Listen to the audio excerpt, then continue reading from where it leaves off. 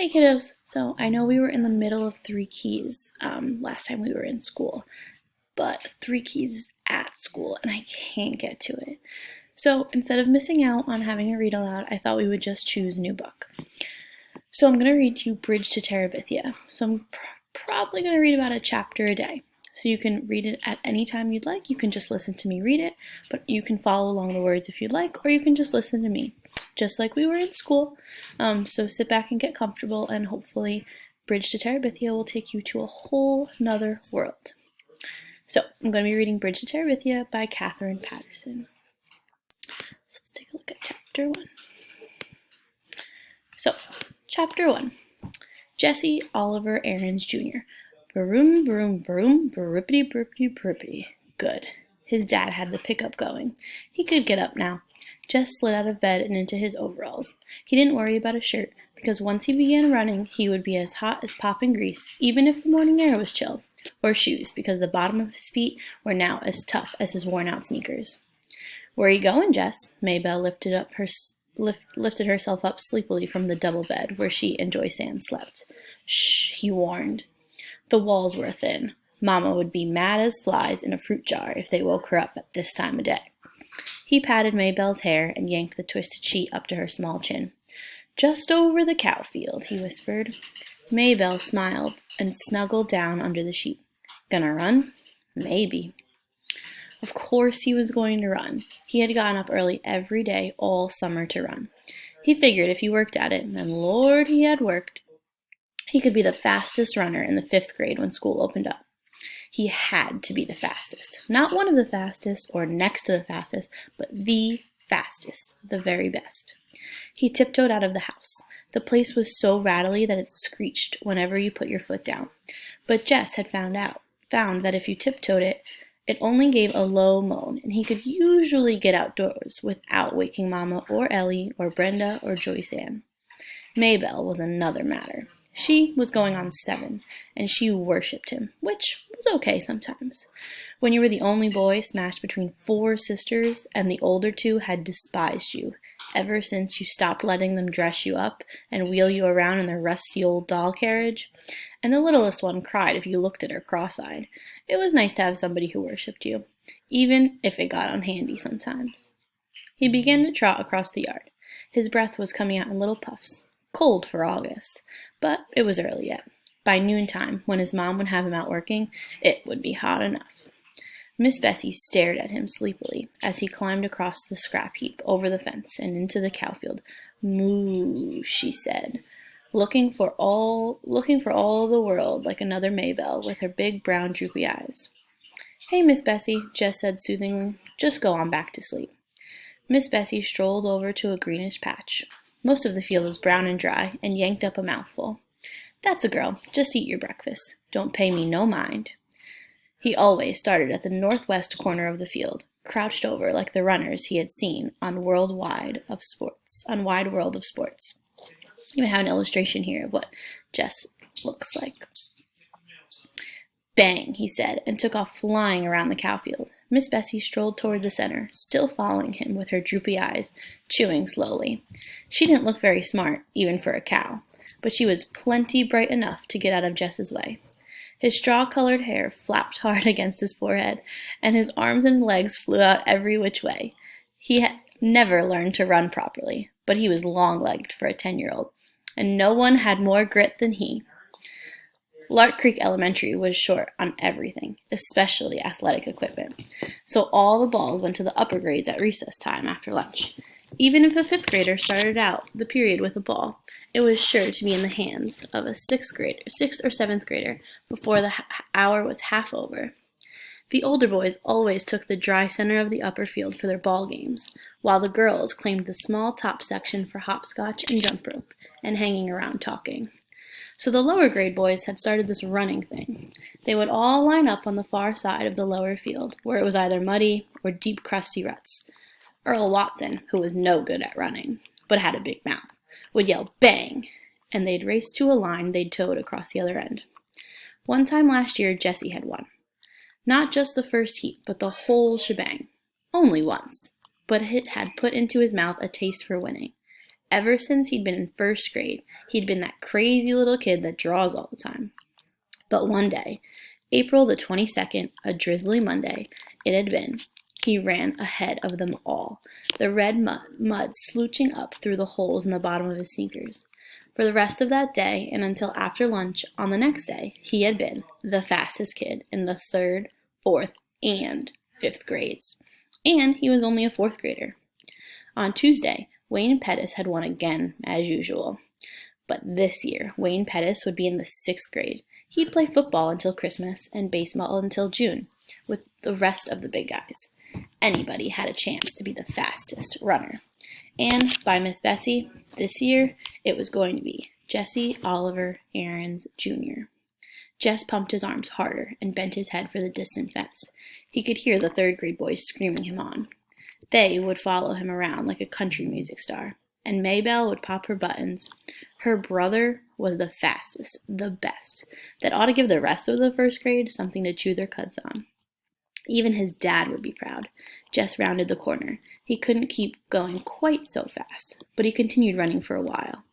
It would build him up. Maybelle would tell Daddy so it wouldn't look as though he, Jess, was a bragger. Maybe Dad would be so proud he'd forget all about how tired he was from the long drive back and forth to Washington and the digging and hauling all day. He would get right down on the floor and wrestle, the way they used to. Old Dad would be surprised at how strong he'd gotten in the last couple of years. His body was begging him to quit, but Jess pushed it on. He had to let that puny chest of his know who was boss. Jess, it was Maybelle, yelling from the other side of the scrap heap. Mama says you gotta come in and eat now. Leave the milking till later.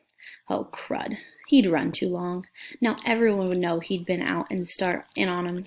Yeah, okay, he turned, still running, and headed for the scrap heap. Without breaking his rhythm, he climbed over the fence, scrambled across the scrap heap, thumped Maybelle on the head, ow, and trotted onto the house. Well, look at the big Olympic star, said Ellie, banging 2 cups on the table so that the strong black coffee sloshed out, sweating like a knock-kneed mule. Jess pushed his damp hair out of his face and plunked down on the wooden bench. He dumped 2 spoonfuls of sugar into his cup and slurped to keep the coffee hot from scalding his mouth. "Oh, Mama, he stinks." Brenda pinched her nose with her pinky crooked delicately. "Make him wash. Get over here to the sink and wash yourself," his mother said, without raising her eyes from the stove, "and step on it. These grits are scorching. The bottom of the pot already." "Mama, not again," Brenda whined. Lord, he was tired. There wasn't a muscle in his body that didn't ache. "You heard what Mama said," Ellie yelled at his back. "I can't stand it, Mama," Brenda again. "Make him get all the smelly stuff off this bench." Jess put his cheek down on the bare wood of the tabletop. "Jessie," his mother was looking now, and put on a shirt. Yes, he dragged himself to the sink. The water he flipped on his face and up his arms pricked like ice. His hot skin crawled under the cold drops. Maybelle was standing in the kitchen door watching him.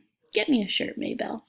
She looked as if her mouth was set to say no, but instead she said, "You should not beat me in the head," and went off obediently to fetch his t-shirt.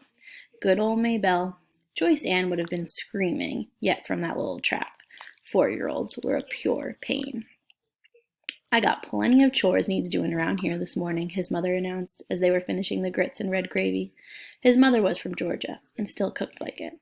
"Oh, Mama," Ellie and Brenda squawked in concert. These girls could get out of work faster than grasshoppers could slip through your fingers. "Mama, you promised me and Brenda we could go to Millsburg for school shopping." "You ain't got no money for school shopping." "Mama, we're just going to look around." Lord, he wished Brenda would stop whining so. "Christmas, you don't want all of us to have no fun at all." "Any fun," Ellie corrected her primly. "Oh, shut up." Ellie ignored her. "Miss Timmons is coming by to pick us up. I told Lolly Sunday you said it was okay. I feel dumb calling her and saying you changed your mind." "Oh, all right, but I ain't got no money to give you." "Any money," something whispered inside of Jess's head. "I know, Mama. We'll take the $5 Daddy promised us. No more than that." "What $5? "Oh, Mama, you remember." Ellie's voice was sweeter than a melted Mars bar. "Daddy said last week we girls were going to have to have something for school. Oh, take it, his mother said angrily, reaching for her cracked vinyl purse on the shelf above the stove. She counted out 5 wrinkled bills. Mama, Brenda was starting again. Can't we just have one more? So it'll be 3 each. No! Mama, you can't buy nothing for $2.50. Just one little pack of notebook papers gone up to. No. Ellie got up noisily and began to clear the table. Your turn to wash, Brenda, she said loudly. Oh, Ellie. Ellie jabbed her with a spoon. Jessie saw that look. Brenda shut up her wine halfway out of her rose-lushed lipstick mouth. She wasn't as smart as Ellie, but even she knew not to push Mama too far. Which left Jess to do the work as usual. Mama never sent the babies out to help. Although, if he worked it right, he could usually get Maybelle to do something. He pushed his head down on the table. The running had done him in this morning.